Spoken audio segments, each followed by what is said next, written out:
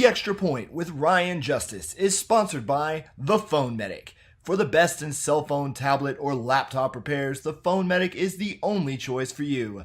The Phone Medic also offers gaming PCs and laptops for both gamers and everyday users. Visit one of the 3 Phone Medic locations in Amarillo, Canyon, and their new location in Lubbock today. Hello, football fans! Welcome to The Extra Point with Ryan Justice.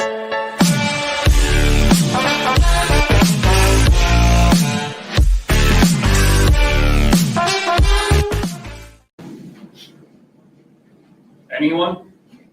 Mike, you have a year left on your contract. It is like that sometimes when it is the playoffs. Hello, everyone. Ryan Justice here. Welcome to The Extra Point. We have made it to the divisional round. Hang on a second, guys. We got those ads, those pesky YouTube ads coming along. But we have made it to the divisional round, guys. And boy, what a wild card weekend it was. Lots of surprises. But only one really close and competitive game, which was surprising to me. A lot of blowouts, a big upset that I was actually on hand for. I was actually on the field as the Packers throttled the Cowboys. We'll get to that here in a second. But welcome to The Extra Point, guys. Thank you for everyone for joining. Like, comment, share, subscribe if you guys are on YouTube or Twitch. We still need to get that affiliate status over on Twitch. So spread the word, guys. Share, like, subscribe, all that good stuff. We got some cool stuff. I actually got some cool stuff planned for the playoffs as we get closer and closer to the Super Bowl. Also want to thank my sponsor, the Phone Medic of Amarillo, Canyon, and Lubbock. Shout out to Gabe. If you guys need any of your tech repaired, go hit him up. Hello, Hunter. How's it going? And happy birthday. We are staying warm. It was cold this weekend. I drove back in that cold. Luckily, I got out of Dallas before it started to snow and got away from AT&T Stadium, and it was starting to come down. I got a little iffy there for a second. But we'll get right into it. Let's go to hot topics, guys, and there's a lot of hot topics coming out of this week. Dallas and Philly both collapsed. Philly, we had seen it coming towards the end of the season, but Dallas, this one was about as epic as you could get. They got absolutely hammered by the Green Bay Packers. Jordan Love had a great game. That was the best I had seen Jordan Love look probably all season. And look, I knew the narrative around the Cowboys was that they couldn't hang with the teams that were over 500, or they had a hard time with those teams that were over 500. I didn't think that it would look like this. I didn't think that there would be just such a complete and total meltdown by Dallas. And we'll get into it a little bit more once we go through the game reactions. But Mike McCarthy looked absolutely clueless out there. And it reflected in the game plan that he just did not have anything for the Green Bay Packers. And that game, you talk about a game being over at the half. Man, that game, it was over. It was over at the start of the second quarter. The Packers really only needed one quarter to take down the Cowboys. We'll get to that in a second. But on the other side of the coin, a little bit further south of Dallas, the Houston Texans, my Houston Texans, on a roll. And I'll admit, of all the unexpected things to happen this weekend, I did not expect Houston to handle the number one defense in the league the way that they did. That was, and you guys probably aren't hearing me right now. Oh, you might. Hang on.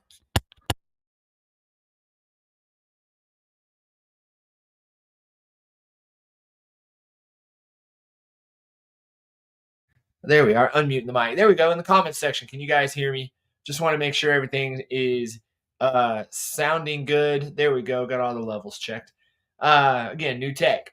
But the Texans on a roll. I did not expect them to handle the number one defense in the league the way that they did.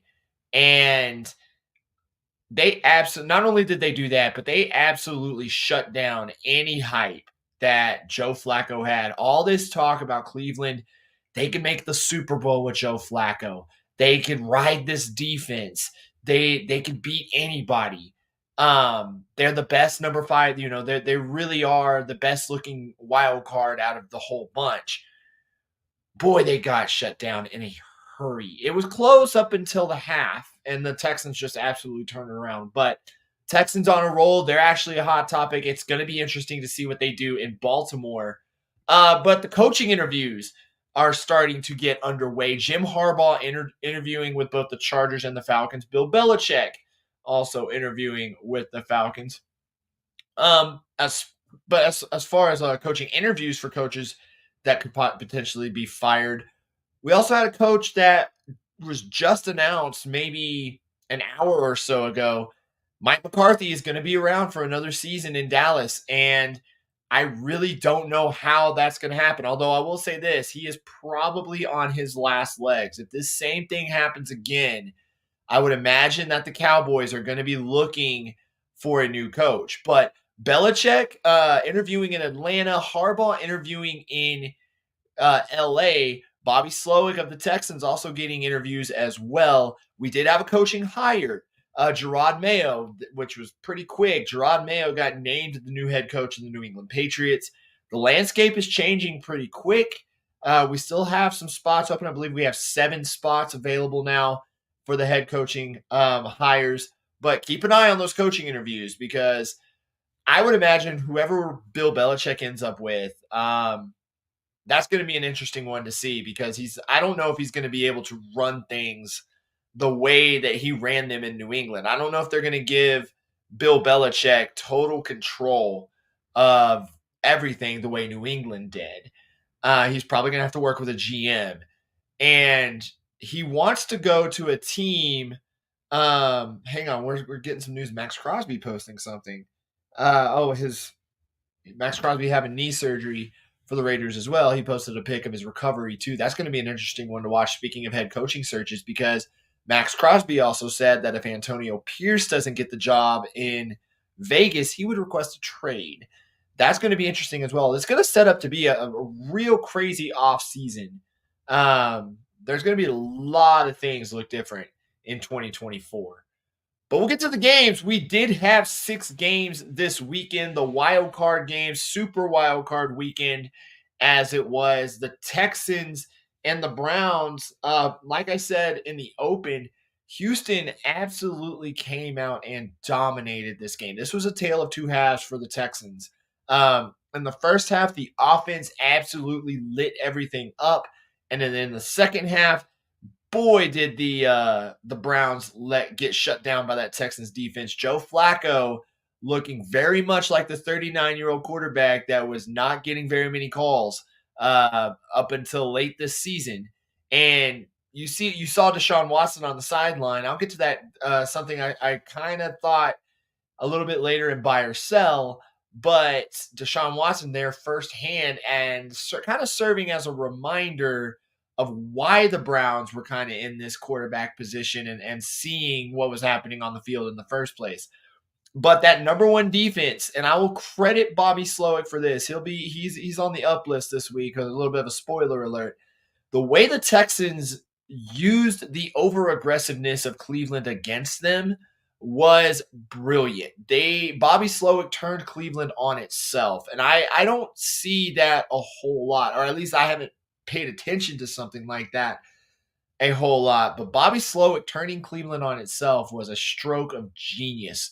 And CJ Stroud playing a almost record-setting game as a rookie, showing why he is the absolute runaway rookie of the year. You can make your case for Puka Nacua, but CJ Stroud, to me, like, there's no doubt. I would almost say he might be a unanimous rookie of the year, but he played a brilliant game for the Texans. The defense of Cleveland, I'll give them this. They were banged up.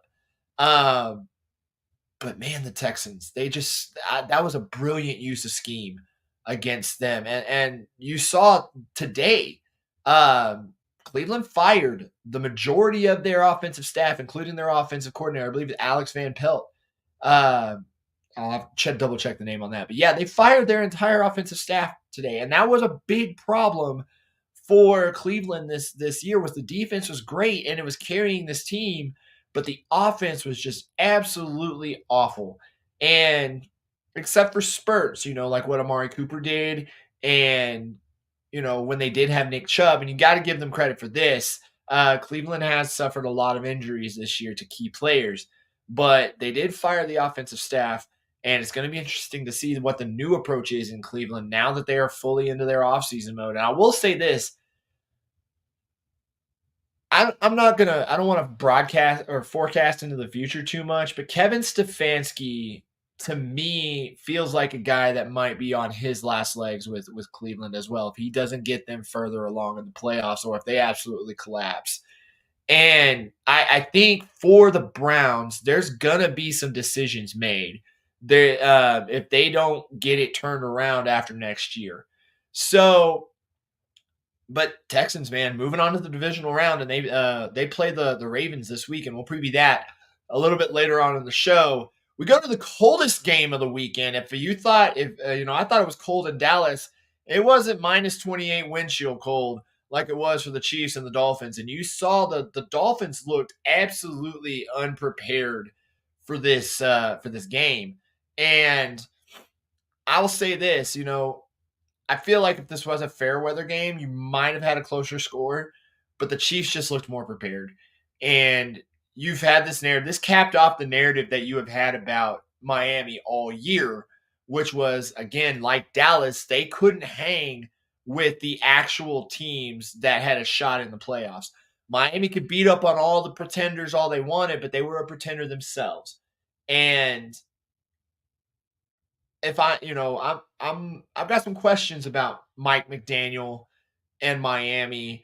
They have some major issues that they need to solve. I think the whole season they were trying to be too flashy, trying to get all the big plays, trying to show that they could be as explosive as anybody, and teams started to use that against them. It was always F it, Tyreek's down there somewhere. No, it didn't work. I think there's questions about Tua Tagovailoa that need to be answered. I believe he may have hit his ceiling. I need a little bit more evidence, but I'm starting to lean that way, that we may have seen the best of Tua. This may be as good as it gets for Tua down in Miami. But they got to answer. I know that the Dolphins were extremely banged up. They were extremely hurt.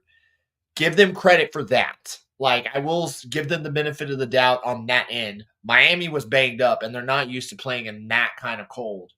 But during the season, Miami had the same problem. They couldn't hang. I believe they only had one win against a team over 500. And if you are going to make a run, if you want to win a Super Bowl, if you want to at least make the conference championship, you got to do that outside of the playoffs. You've got to go during the season and show that you can beat the teams that will have a say in it. So, man, I'm interested to see what goes on down in South Beach this season. We get to the stunner of the weekend. I thought this game and the Lions-Rams game was going to be really close. The Packers have been playing well down the stretch heading into the playoffs, and where they had fought and scratched and clawed for that last playoff spot. And they were going to Dallas, where Dallas had won 16 home games in a row and were dominating people at home. But lo and behold, like I said in the open, Dallas just couldn't get it done against teams that have a winning record, teams that were in the playoffs. If Philly hadn't collapsed the way that they did, I don't think Dallas would be the NFC East champions, and they would. I feel like they would all be. We'd still be talking about both teams as potential frauds, but Dallas would have had to have gone on the road and then got sent home disappointed.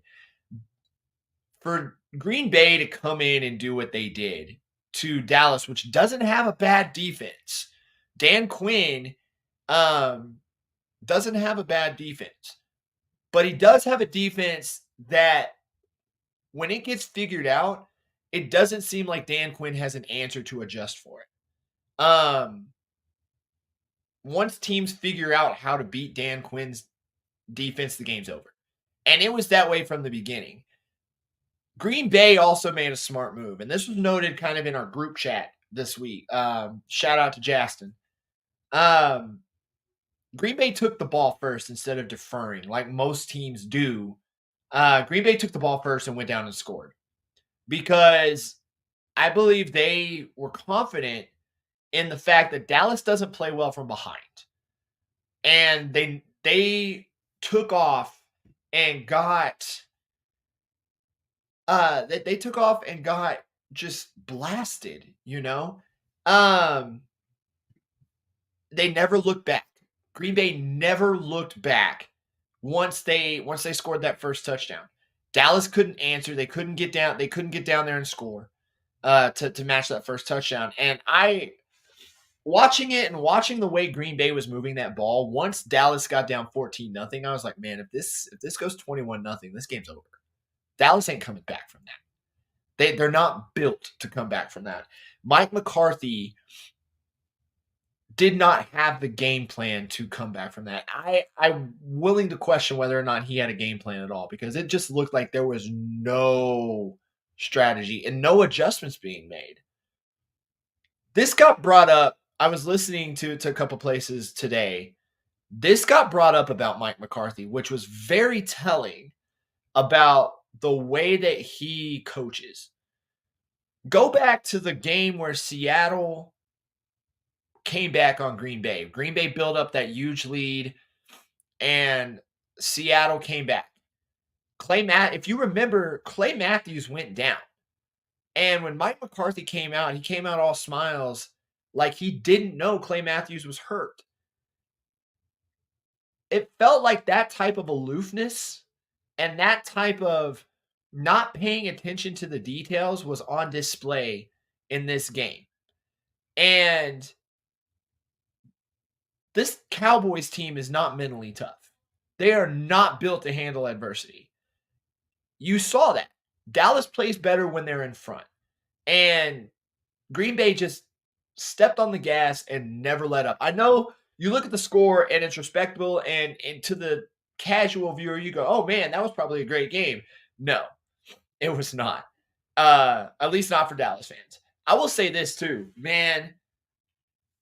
Packer Nation showed out in Dallas and almost mimicked the home field advantage. There were entire sections of Green Bay fans down in Jerry World.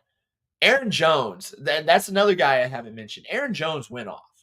Almost ran me over too on that third touchdown. He bumped into our camera crew. And but yeah, Aaron Jones went off. They could not stop him. And Dallas has had problems with the run all year. But Aaron Jones was on another level this game. And Green Bay, I think, figured out how to get him the ball and just let him go. Jordan Love played efficiently. Jordan Love, like I said, he played the best that I have seen him play. When you compare that to what Dak was, he looked lost.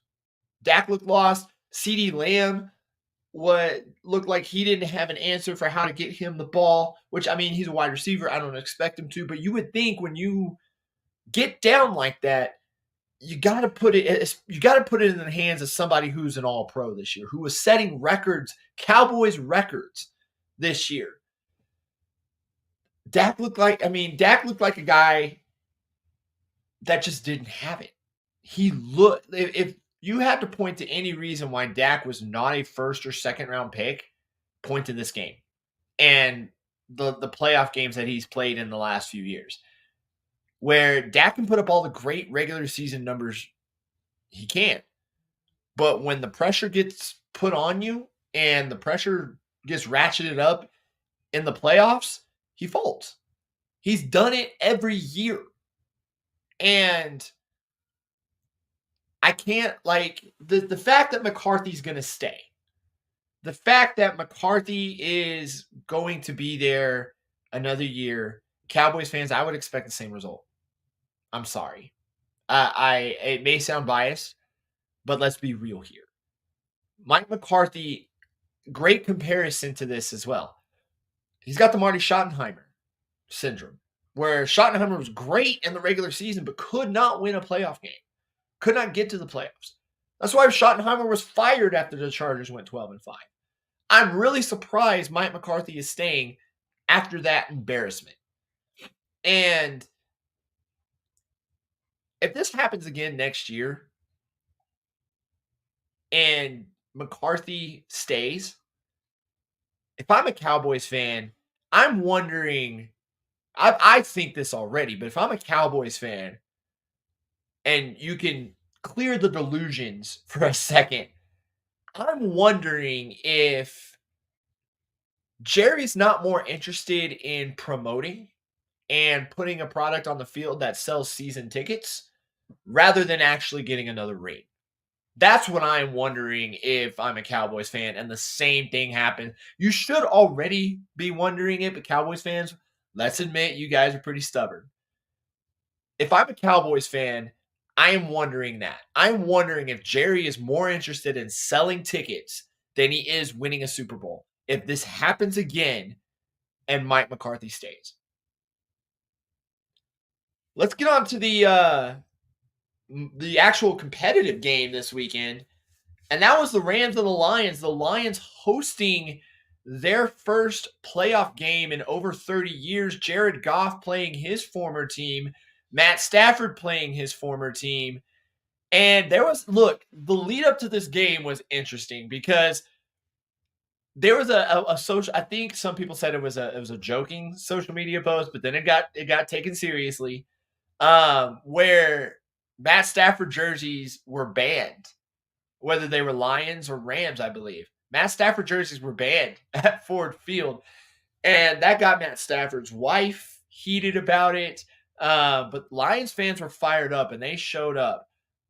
I thought this game was going to be close. The Rams have been scrappy all year, and if the way that they have been playing, if you'd have told me the Rams could be a playoff team coming out of the NFC West, I didn't think they could win the division, but I did think that they would be a playoff team. I looked at the Rams and how Puka Nacua was playing and Cooper Kupp was playing. Stafford looked healthy.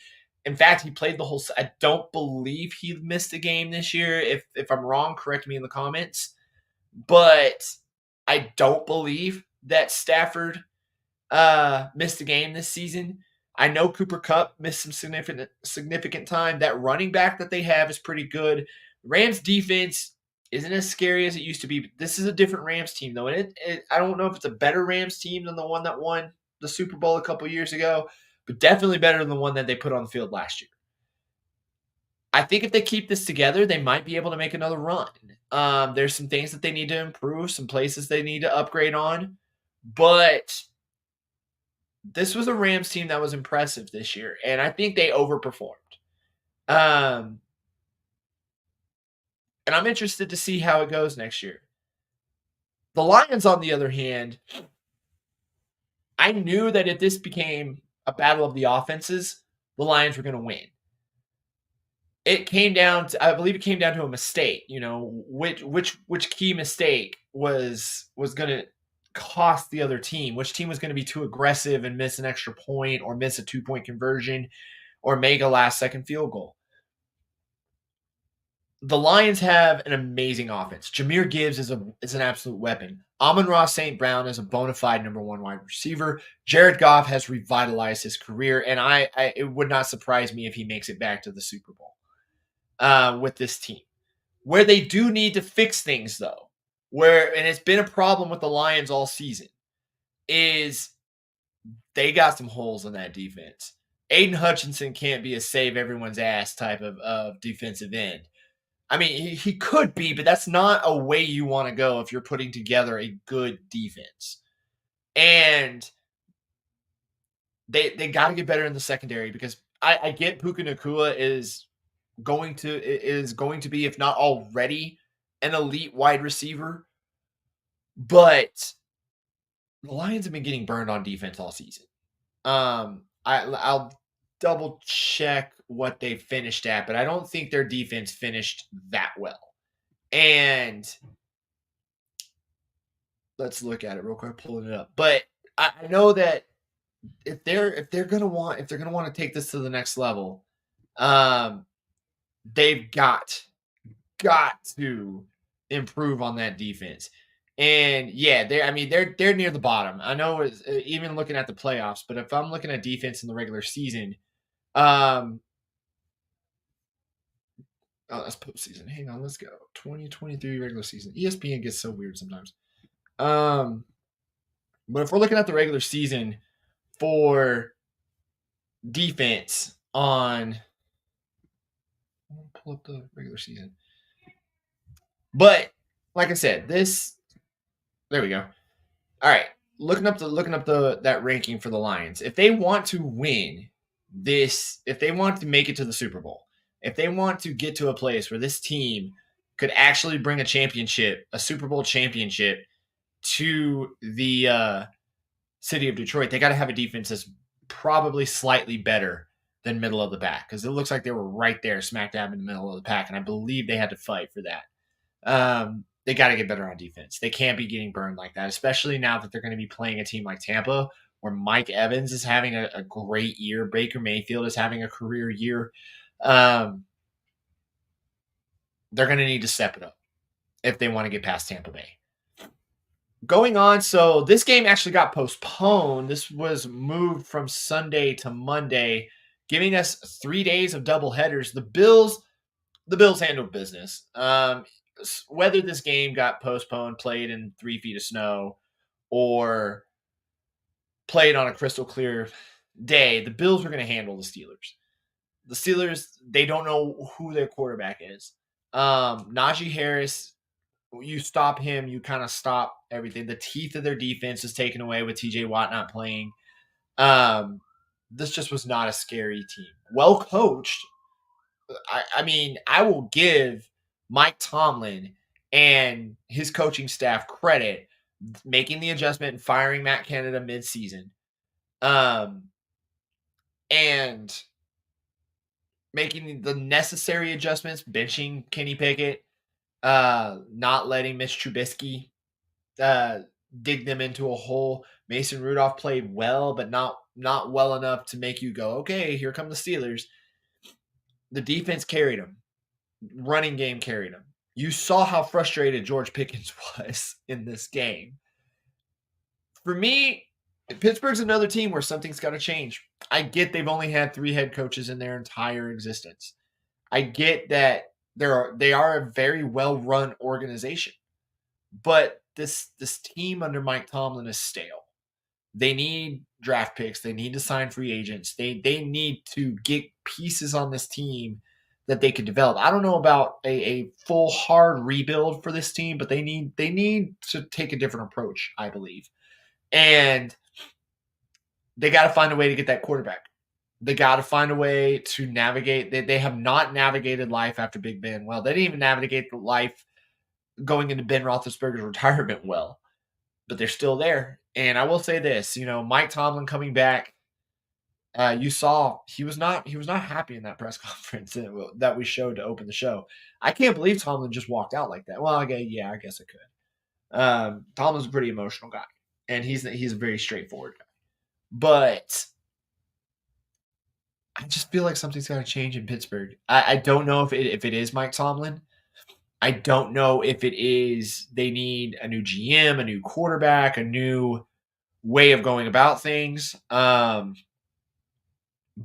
yeah, something has to change in Pittsburgh if they want to take the next step and just not be horrendous on offense. Capping off Wildcard Weekend, the Bucs completed the collapse of the Philadelphia Eagles, 32-9. The Bucs dominated Philly. And Nick Sirianni looked like a coach that was lost. And now we've got odds coming out about where A.J. Brown's going to go, what's going to happen with Jalen Hurts. Is Sirianni going to be fired? If not, is he not? What's going to happen? Jason Kelce retiring. What is going to happen in Philly? because this Philly team did not look like the Philly team that we saw last year. And I guess that happens when you lose two quality coordinators on offense and defense. I feel like Philly played a lot of games way too close this season. A lot like Minnesota does. But Philly played a lot of games way too close, and they let a lot of teams hang with them that had no business hanging with them, considering the talent on that field. Jalen Hurts, I get it. He hadn't thrown a ball all week, but that was just a cherry on top of the problems that Philly has had down the stretch. And it's got to go back to Nick Sirianni. We know Jalen Hurts can be good. We know Jalen Hurts can be great. But Sirianni has had this to me puts a big spotlight on Nick Sirianni and what his role with if he can survive another year like this. As far as Tampa goes, they continue to surprise me. I had Tampa pegged as a team that was going to be making a top 3 pick in the draft coming up. Man, they have overachieved. I would say they've overachieved almost as much as Houston has. Baker Mayfield's having a career year. Him and Mike Evans seem to get along great. Cade Otton, the offensive line's looking good. The defense is looking good. You got Vita Vea doing his thing. You've got a lot of really good pieces on this Tampa team that have pushed them into us being. I don't know if I want to call them a surprise anymore, but they're definitely a team I did not expect to be here. And give them credit. Give Todd give Todd Bowles some credit, because I believe there was a lot of bad people who had bad taste in their mouth about Todd Bowles after what happened in New York. He's done a really great job of coaching this team this year and getting the best out of Baker Mayfield. I've always kind of secretly pulled for Baker. He was a Texas Tech guy at one point. But Baker goes in and turns around teams. He's done it. He did it with the Browns, and he's doing it with Tampa. I believe if they can keep this type of game plan going and play the type of solid, consistent football that they have played all year, maybe they make a surprise. And here's the thing. They came out of probably the worst division in football. The NFC South was awful. But the Bucs could be one of those teams that just flip the switch. I believe they open as 9-point underdogs. I'll have to double check this, but we'll see once we do game previews. I know they're more than a touchdown underdog, I believe. I don't know. I don't know if I want to bet against Tampa, because I think they could stop that Lions offense. They at least slow it down enough to where Baker doesn't have to win a shootout. But the Bucs just absolutely dominated the Eagles, and I figured they would. They are a much better prepared, much better coached football team. And like the Cowboys, the Eagles aren't.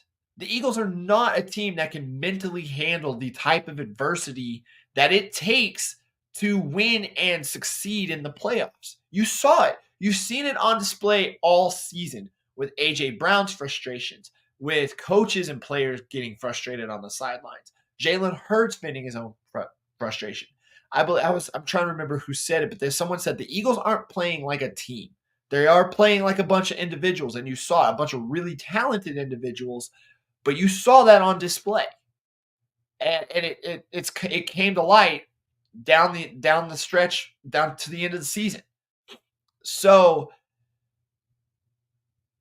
it's a stark difference. It was almost a black and white difference. I would watch out for Tampa, though, because I expected them to win, but I expected Philly to put up a little bit more of a fight than they did. Tampa just absolutely shut them down. And who knows, man? We might be seeing Baker Mayfield in the NFC Championship. Well, that does it for the games that happened this weekend. It is time for 3 up and 3 down. Let's start with our first one up. Jordan Love, man. Like I said, this was probably the best game I've seen him play. A nearly perfect passer rating, 3 touchdowns. Jordan Love was absolutely on fire in this game. and it was just in a groove that I have not seen him in a long. I don't think ever. Definitely not all season, but granted, this is his first full season as a starter. This is something he could build off of, and he definitely needs to keep this up if he wants any chance of going to San Francisco and upsetting the 49ers. But give some props to Jordan Love because he played a hell of a game against the Cowboys. Up next, Texans offensive coordinator Bobby Slowick is on the up list. I know CJ Stroud gets all the praise. He gets all of the attention, but Bobby Slowick's getting some attention in a lot of different ways. 5 head coaching interviews he's got lined up. I know the Panthers, the Titans, the Seahawks, I believe the Commanders. I'm trying to think of the other team that might need him. I can't think of it right off the top of my head. If you know, let me know in the comments. But Bobby Slowick, what a game plan against Cleveland. Like I said, reacting to the game, turning the Cleveland defense against itself was a stroke of brilliance. And he has been great all year.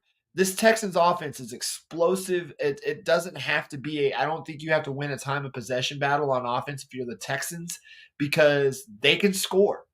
You saw in the Indy game where Indy marched down the field methodically and Houston just scored in one play. That's how Bobby Slowick is calling this offense and letting CJ Stroud cook. Next up, Lions fans, you guys have something to celebrate. Here's a little taste of it, Lions fans. I imagine Dan Campbell is feeling exactly how you guys felt. We play next Sunday back here at home, guys. So look, we got the winner of Tampa and Philly, which is tomorrow. We'll be here at 3:00 back at Ford Field because you guys earned it.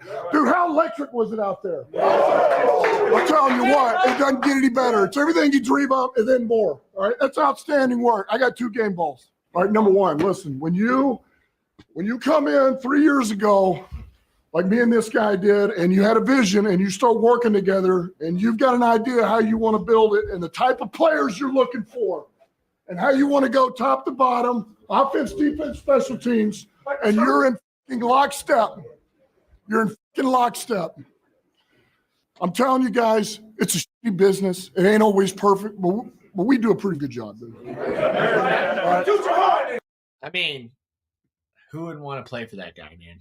Like, Dan Campbell and the coaching job that he has done in the last 3 years with the Detroit Lions is absolutely special. And Lions fans, you guys deserve it because it has been miserable since Barry Sanders left, since Barry Sanders retired.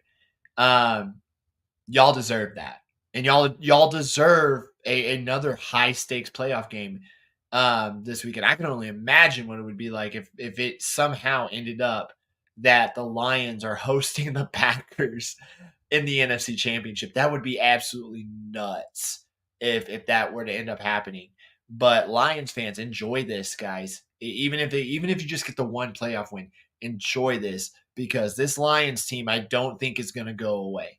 And I believe you've got something here in Detroit with that coach, with Jared Goff and a career renaissance, with the weapons that he has around him. This is a Lions team that looks like it's finally got sustainability. Enjoy it, Lions fans. You guys made the up list this week.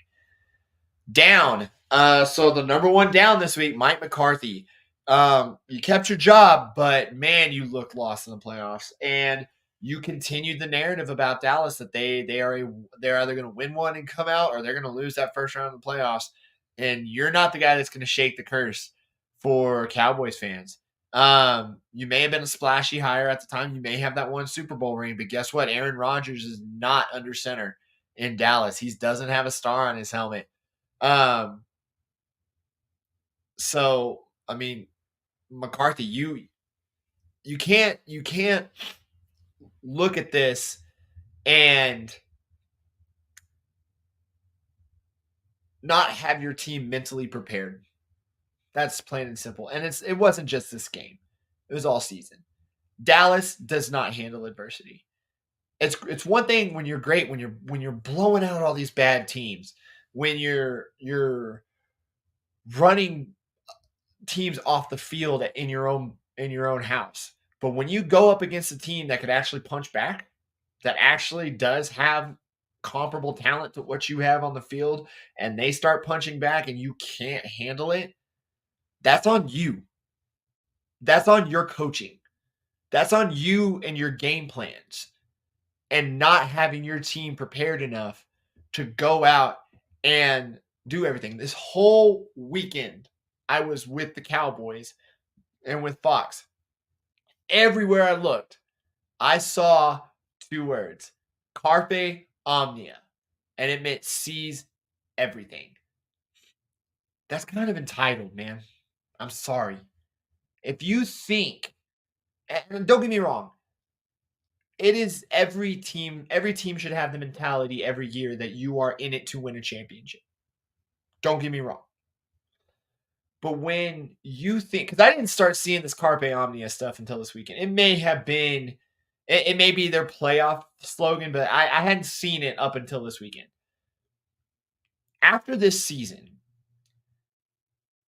with everything that they have gone through this season and all the questions and the narrative that has been around this team for the last 2 years, probably longer, that they just can't beat the contenders.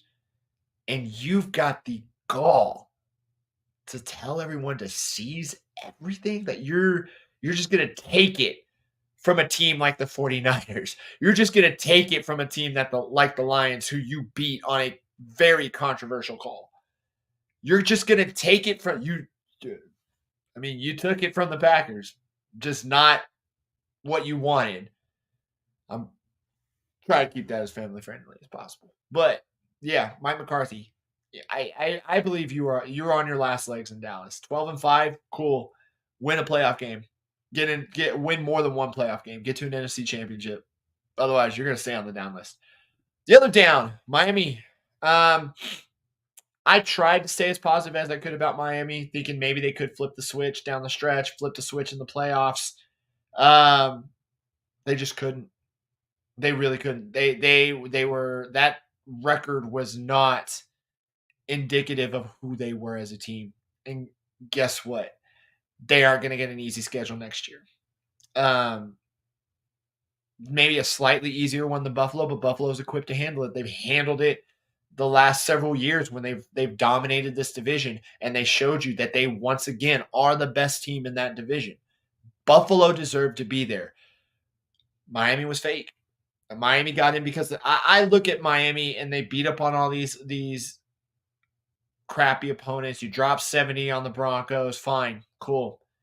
Again, to make it in the NFL, to make it in this league, to win a Super Bowl, you don't just have to beat the teams that everyone goes, yeah, of course they can beat them. You have to beat the teams that people look at and go, ugh, I don't know. This might be a toss-up. I don't know if they can do it. And you have to prove them wrong. You have to handle that adversity. You have to overcome the perception of a team being better than you and go out there and show it. And Miami folded under pressure time and time and time again. I get it. It was an epically cold game. But the Chiefs came out and executed. The Chiefs came out and were aggressive. The Chiefs came out and played Kansas City Chiefs football. You guys looked, the Dolphins went out there and looked like Dolphins on ice. The other down list, Joe Flacco. Yeah, it was a good run, Joe.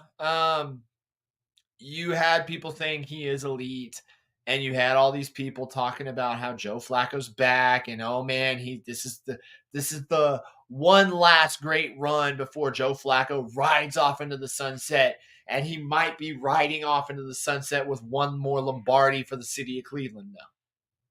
No. Flacco was there to steer the ship, and he did because he had the experience in steering the ship.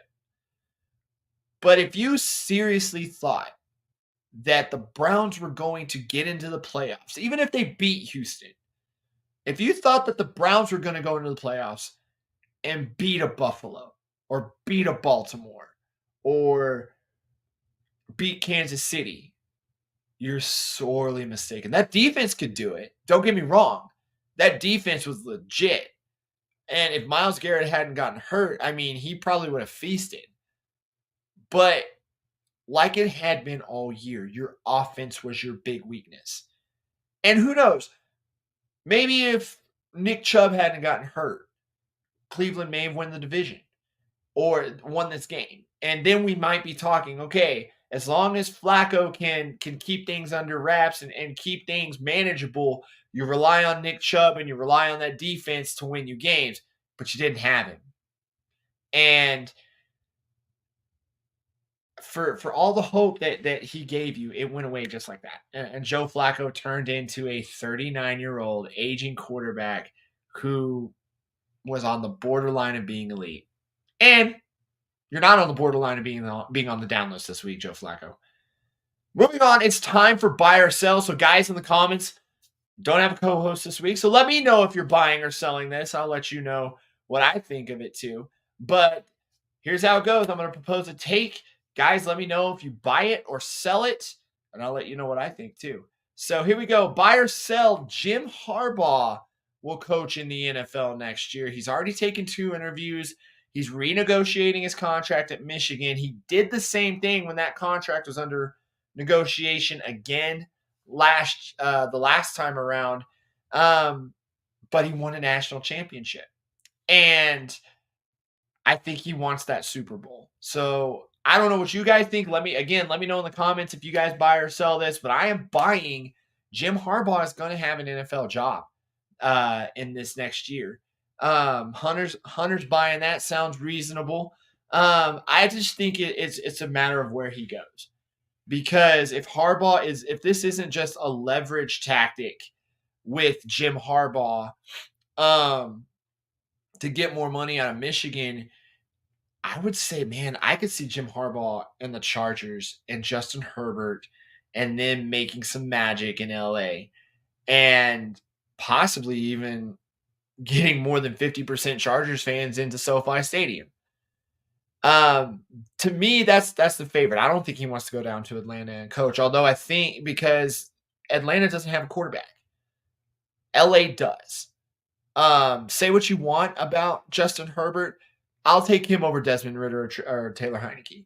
Granted, you could go down there and coach Kyle Pitts and Bijan Robinson and Drake London, but you also got Keenan Allen and Austin Eckler and a good defense and a great a quarterback that if he gets his head screwed on right and gets with the right coaching, the sky's the limit with him.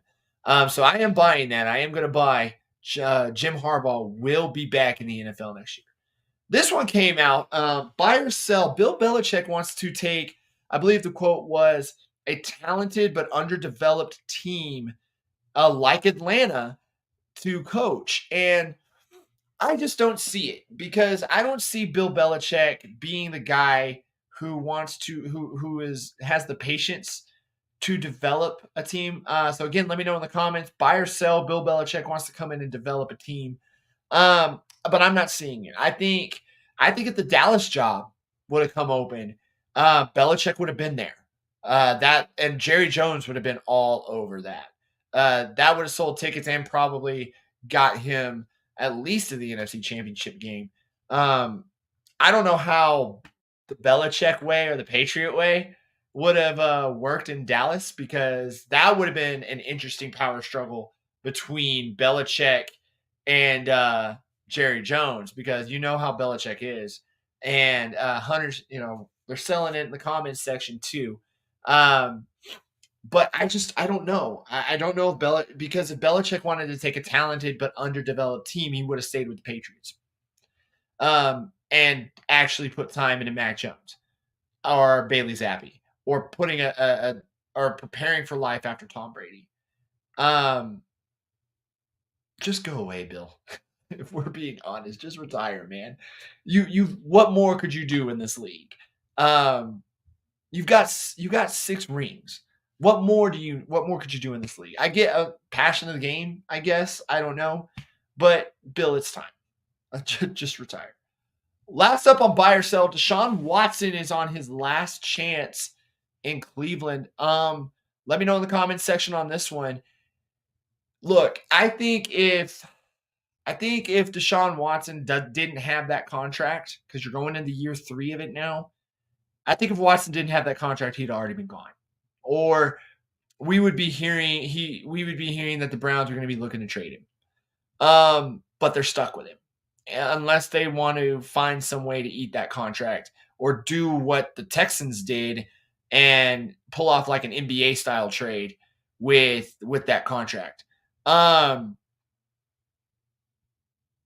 This one's iffy. I will say this: next year, if it turns out a lot like this year and he can't stay healthy and he's just not productive on the field and he's just not in a system that is conducive to what he does, which is a very much a spread offense system or something that will allow him to improvise, then I think after next season, he might be out of Cleveland. So I will go ahead and buy that one, that Deshaun Watson is on his last legs with the Cleveland Browns. So with that, we're going to move on to the divisional round previews, guys. We got 4 games this weekend, 2 on Saturday, 2 on Sunday. We open it up with my Texans going to Baltimore, one of the hardest places to play in the NFL. They go in as 9-point underdogs.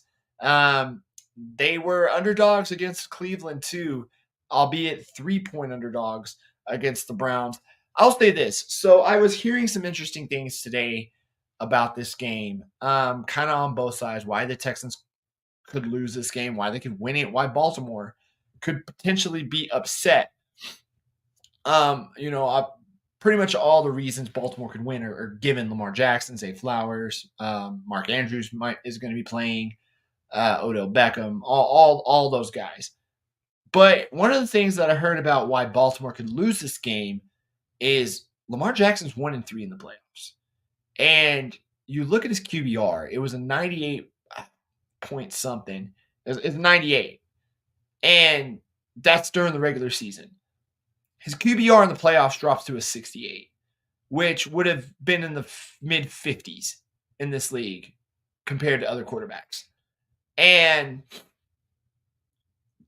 you hear about playoff Lamar. And I get you've got the new offense and it seems to have suited Lamar, but we thought the Greg Roman offense did too, and Lamar still got bounced in the playoffs. Jim Harbaugh, since he won the Super Bowl, I believe he is 1-4 in the playoffs since he won that Super Bowl. The Ravens losing Ray Lewis and Ed Reed didn't look like the Ravens that had won that game. I think if there's any game this weekend that could have the upset, it's this one. Look, I get it. It's no secret I'm a Houston fan. It's no secret that's my team. It's no secret that I have been a diehard fan for a very long time. And the last 3 years have been very hard as a Texans fan.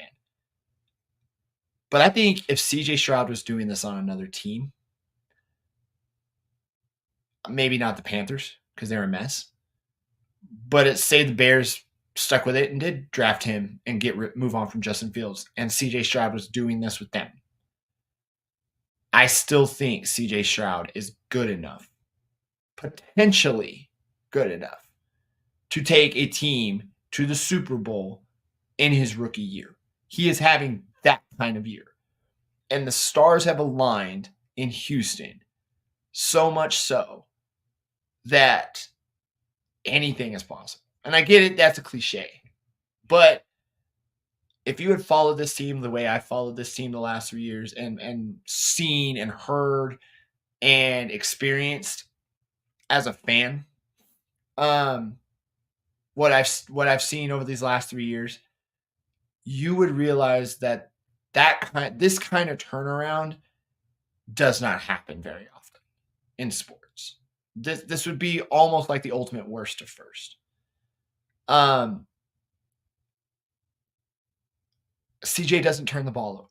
When Baltimore handled the Ravens and the Dolphins, Brock Purdy threw 4 interceptions. Tua threw 2. CJ's thrown 5 all year. All year. He has one of the best touchdown interception ratios out there. Baltimore could force him. You got the news today that Marlon Humphrey might not play, which is big because he would be on, I believe he would be on Nico Collins. But this is a big, big game. CJ Stroud rises to the occasion. Whereas if you look at 4 years of history with Lamar Jackson, he tends to fade in the spotlight. Again, that's why I'm picking the Texans to upset. It's not granted, there's a bit of fandom coming into it. But I don't think Lamar does well in playoffs. Even in another offense that suits him well. The last one did too, and he still folded. I just don't think Lamar, he's improved. Don't get me wrong. Lamar has done a lot of what I've wanted to see Lamar do in his game this year. But I don't think he rises to the occasion. I'm smelling upset on this one. I don't know if I'll take the points.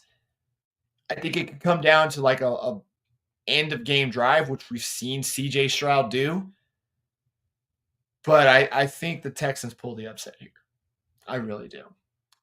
The other game on Saturday, Green Bay goes to San Francisco. They are also 9-point underdogs at Levi Stadium.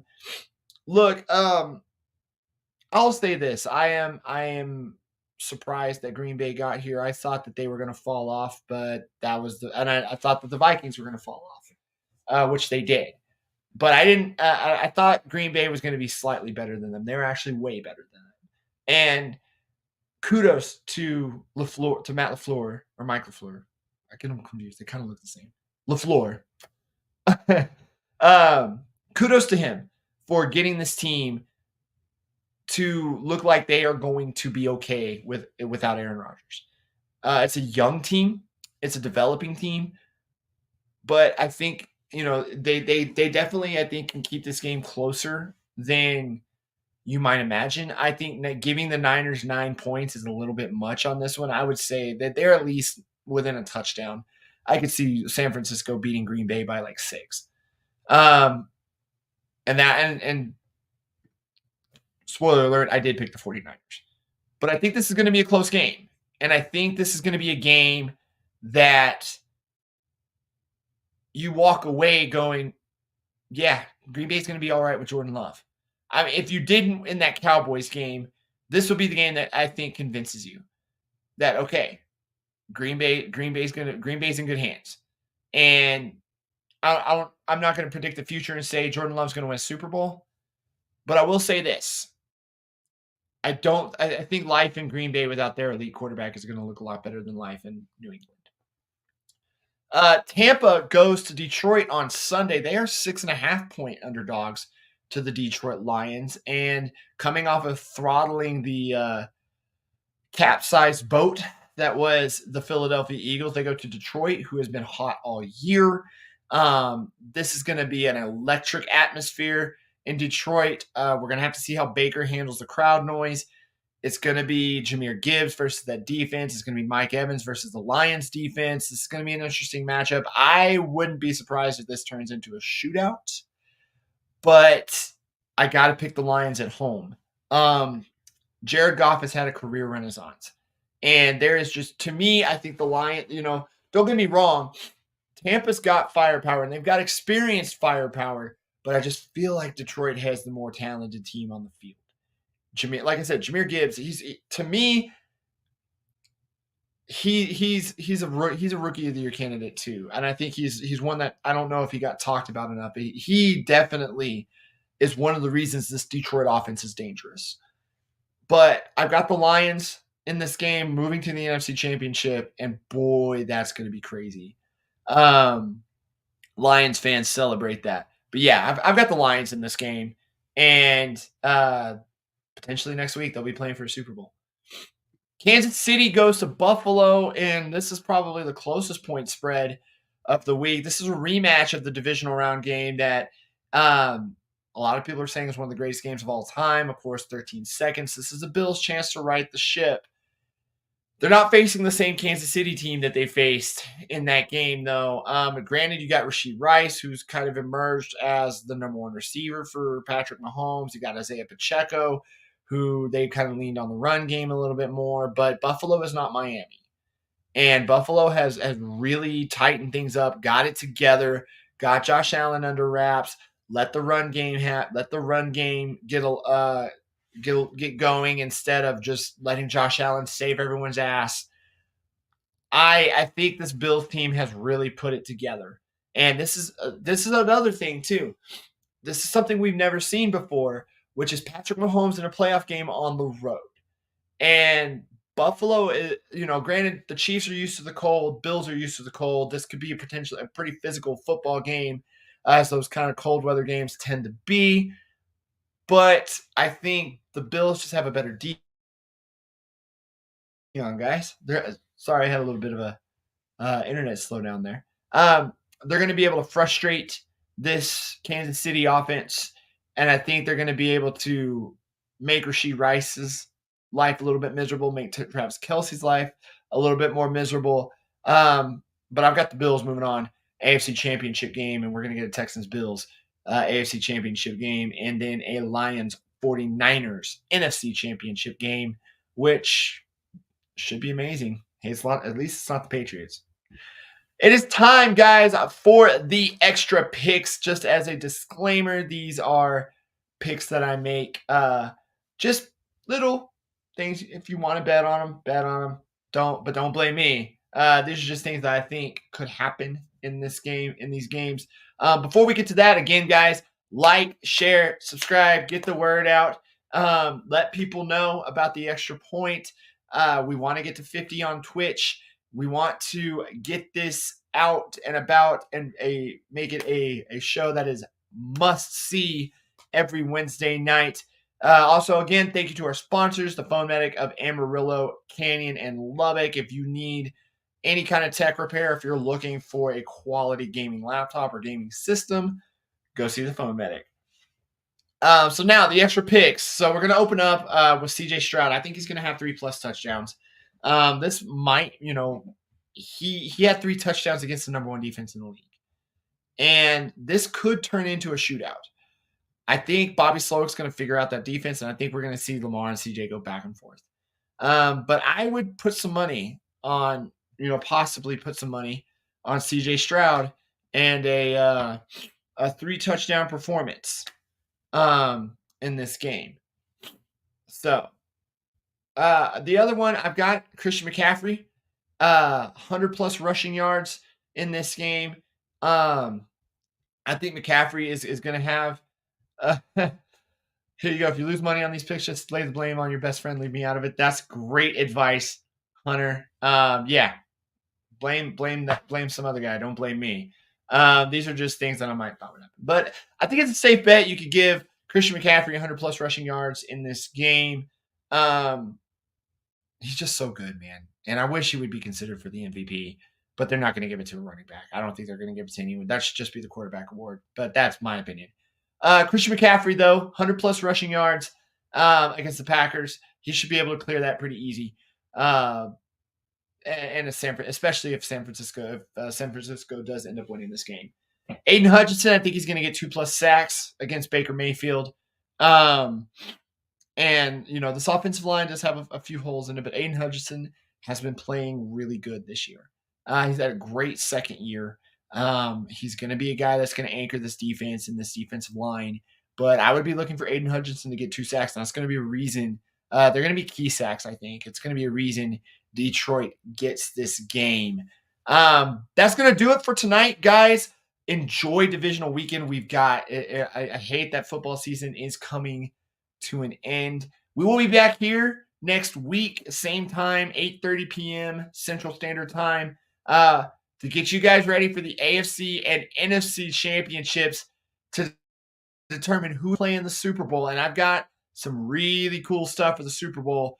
Just to give you guys a little hint, whoever plays in the Super Bowl, we're going to take each episode and recap that entire team season leading up to what got them into the Super Bowl, the key moments from the season, key players from the season, any big moves that they made in the offseason leading into this year.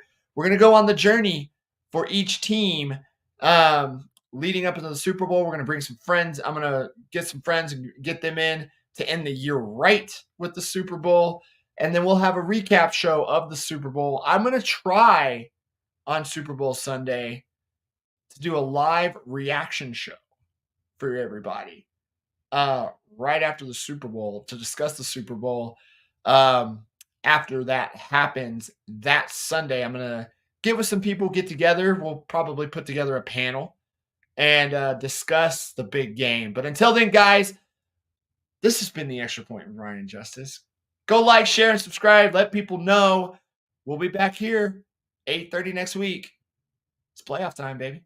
Goodbye. Good night.